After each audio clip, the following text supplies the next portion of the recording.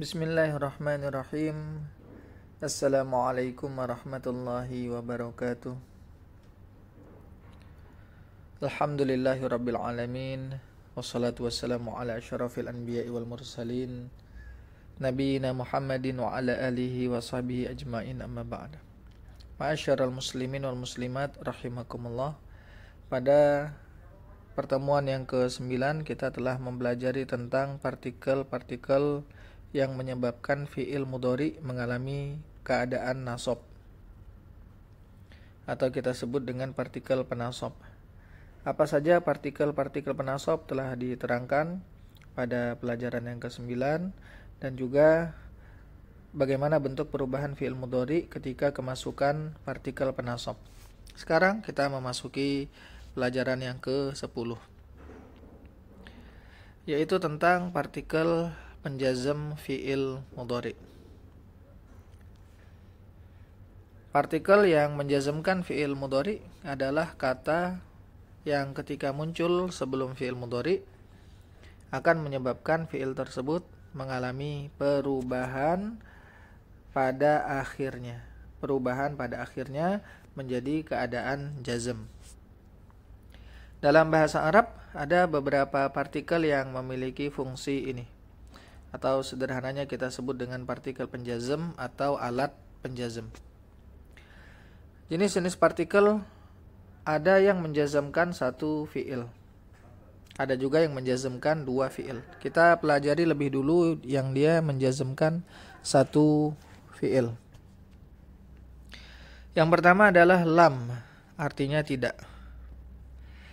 Sebagai contoh, lam yadhhab Zaidun ilal madrasati. Kita bisa lihat yadhhab fi'il mudhari ini mengalami jazm. Tandanya adalah sukun. Lam yadhhab. Zaid lam yadhhab, tidak pergi, ilal madrasah, ke sekolah. Contoh lain, lam yaktub. Lam yaktub Aliyun ad-darsa. Yaktub, kita lihat bentuknya dia sukun atau kita sebut jazm karena ada lam. Ali lam yaktub, tidak menulis ad-darsa, pelajaran. Yang kedua adalah lamma. Pertama lam artinya tidak, yang kedua lamma artinya belum. Contohnya, lamma yadkhul at-talibu al-fasla. Yadkhul mengalami jazm karena ada lamma, sehingga dia diberi harokat sukun. Murid itu lam yadkhul, lamma yadkhul, belum masuk al-fasla, kelas. Lamma yanzilil mataru. Ini kita sambung ya, jadi lamma yanzilil.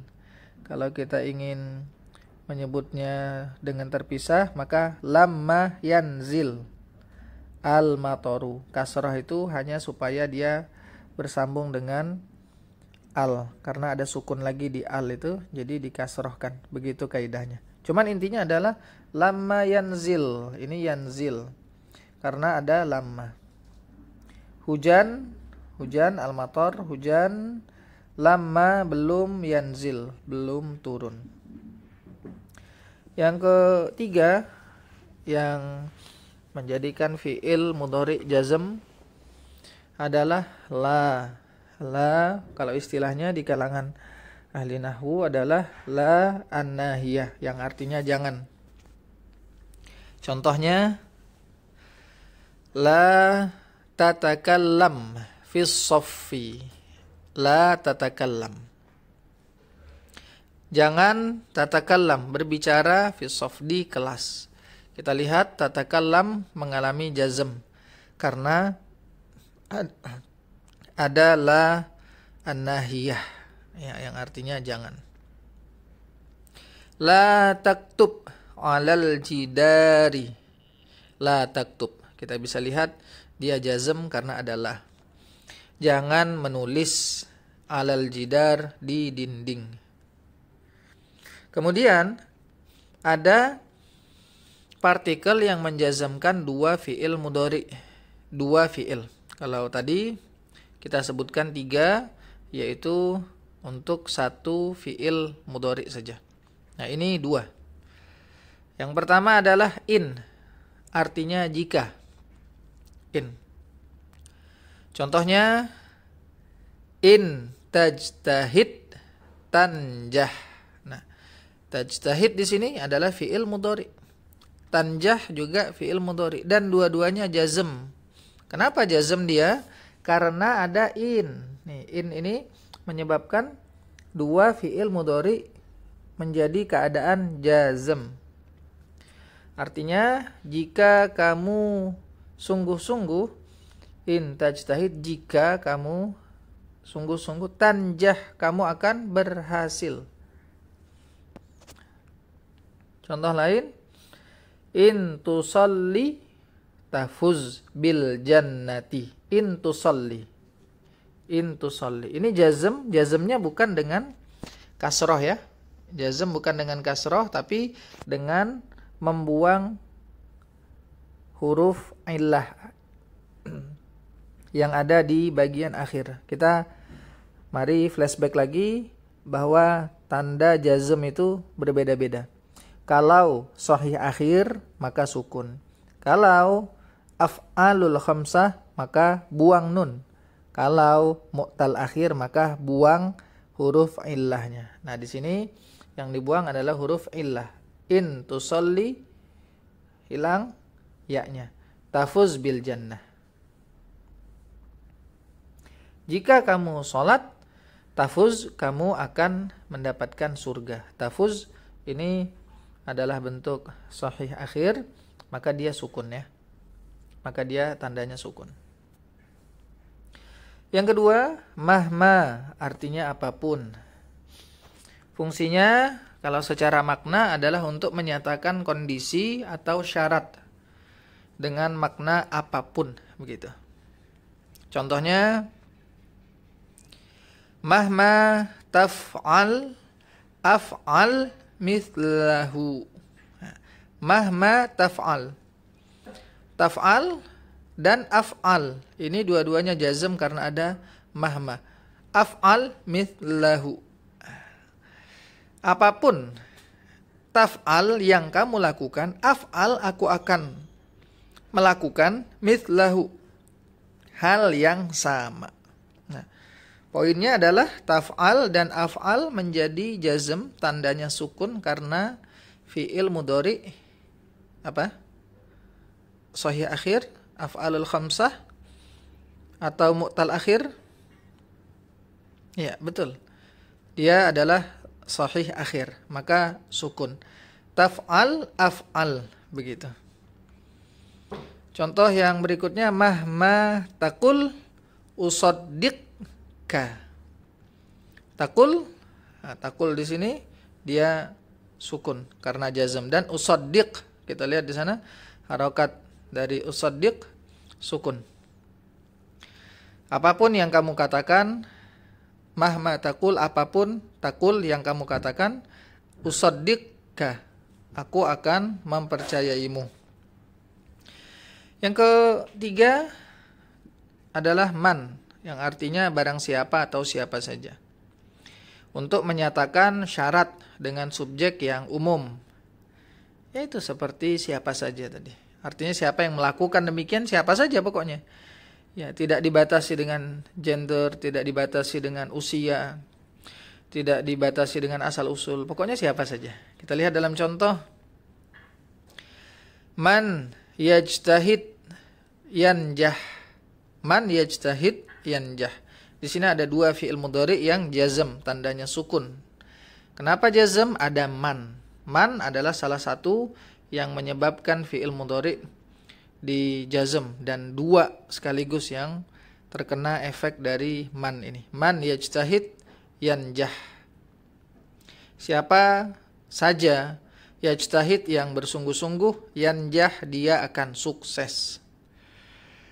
Man yuti'illaha, man yuti'illaha. Ini man yuti'. Sama ini kita kasih kasroh karena dia bersambung. Kalau mau stop bisa man yuti Allah gitu. Man yuti, dia tandanya sukun. Kasroh itu bukan kasroh asli ya, hanya untuk penyesuaian saja. Yadkhul al jannah. Yadkhul. Di sini ada dua lagi yang jazam, yaitu yuti dan yadkhul karena ada man. Artinya siapa saja yang menaati Allah, yadkhul al jannah, akan masuk surga. Yadkhul al jannah sama seperti yuti. Kalau kita mau baca sambung, maka dia dikasrohkan. Yadkhulil jannata. Yang keempat adalah ma, artinya apa atau apa saja atau apapun. Untuk syarat ya dengan objek atau sesuatu yang umum. Contohnya ma tazra' tahsud. Di sini setelah ma ada dua fi'il mudhari yang dua-duanya mengalami tanda jazm. Tazra' tahsud. Jazmnya dengan sukun karena sama-sama fi'il sahih akhir. Artinya ma tazra', apa saja yang tazra' kamu tanam, tahsud itu yang akan kamu panen. Ma taf'al yuhsab laka.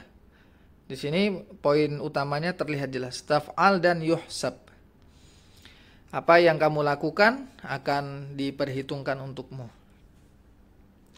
Lalu sekarang kita memasuki contoh-contoh partikel penjazm ketika masuk pada af'alul khamsah dan fi'il mu'tal akhir. Ini penerapan ini penting sekali.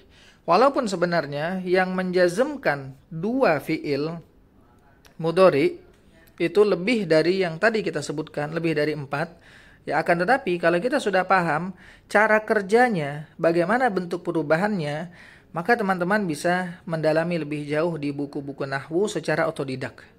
Asal tahu artinya, lalu terjadi perubahannya, mana fiilnya, mana yang mengalami jazm, itu sudah sangat membantu. Ya, jadi intinya di sini karena kita adalah nahwu dasar, maka teman-teman mengerti lebih dulu bagaimana sistem kerjanya, maka untuk materi yang akan datang lebih jauh dari itu akan mudah insyaallah. Ya, untuk tambahan penjazm-penjazm lain itu ringan saja untuk dipahami. Yang pertama contoh pada kasus af'alul khamsah. Ya, dimasuki partikel penjazm masuk pada af'alul khamsah. Di antara contohnya lam taktuba. Nah, nunnya hilang karena dia jazm. Ar-risalata ila walidaikuma fil utlati. Kalian berdua lam taktuba tidak menulis surat kepada orang tua kalian saat liburan. Lam yaf'alu. Aslinya kan yaf'aluna, af'alul khamsah. Na-nya hilang. Menjadi lam yaf'alu ma talaba minhumul muallimu liqillatil waqti. Mereka tidak melakukan ma talaba minhumul muallim, apa yang diminta oleh guru karena keterbatasan waktu. Lam yaf'alu, itu poinnya. Na-nya dibuang karena dia jazm, dan af'alul khamsah saat jazm buang nun. Lam tadhhabi ilal maktabati ma'a sadiqatiki litaqra'i alkitabah. Poinnya adalah lam tadhhabi. Nah, nun dibuang, dia jazm karena ada lam. Di sini ada yang menarik. Litaqra'i. Litaqra'i. Ini apa? Jazm ataukah keadaannya rafa atau keadaannya nasab? Jawabannya dia adalah keadaannya nasab. Lah kenapa nasab? Ini kan hilang nun juga. Karena kita tahu li ini adalah partikel penasab, sudah lewat di pelajaran ke-9. Ya, jadi dia kita bahasakan dengan nasab dia. Litaqra'i alkitabah. Kamu perempuan tidak pergi ke perpustakaan bersama temanmu, ma'asadiqatiki bersama temanmu, litaqra'il kitab untuk membaca buku. Kemudian untuk contoh mu'tal akhir, Contohnya lam yas'a. Nah, lam yas'a. Di sini jazm. Apa tandanya? Fathah? Bukan fathah, tapi buang harful illah. Huruf illah yang di akhir itu dibuang. Lam yas'a. Lam yas'a. At-talibu. At-talibu. Fi tariqil ilmi kama kana yambaghi. Lam yas'a. Artinya siswa itu at-talibu tidak berusaha, lam yas'a, tidak berusaha dalam jalan ilmu sebagaimana seharusnya. Kemudian lam yamshi at-tiflu ilal masjidi li'annahu maridun. Lam yamshi. Yamshi di sini dia diberikan tanda tanpa huruf illah lantaran dia jazm. Anak itu tidak berjalan ke masjid karena sedang sakit. Lam yaqdi al-qadi al-hukma li'annahu lam yajidil bayyinah lam yaqdi. Ya-nya dibuang karena jazm. Kenapa jazm? Sebab ada lam. Hakim itu tidak memutuskan hukum karena dia tidak menemukan bukti. Kesimpulannya dari pelajaran kita, yang pertama, partikel yang menjazamkan fi'il mudhari sangat penting untuk dihafalkan karena memengaruhi makna dan struktur kalimat. Jadi perlu hafal yang tadi. Nanti kalau sudah hafal yang di pelajaran 10 ini, kita bisa menambah secara mandiri melalui membaca buku-buku nahwu yang lain. Kemudian jika fi'il mudhari datang sendirian, maksudnya tanpa partikel penasab dan penjazam, fi'il mudhari menjadi marfu. Demikian pelajaran kita di materi yang ke-10 ini. Mudah-mudahan Allah membantu pemahaman kita dalam mempelajari bahasa Arab. Wassallallahu ala nabiyyina Muhammadin wa ala alihi washabbihi wasallam. Wa akhiru da'wana anil hamdulillahi rabbil alamin. Wassalamualaikum warahmatullahi wabarakatuh.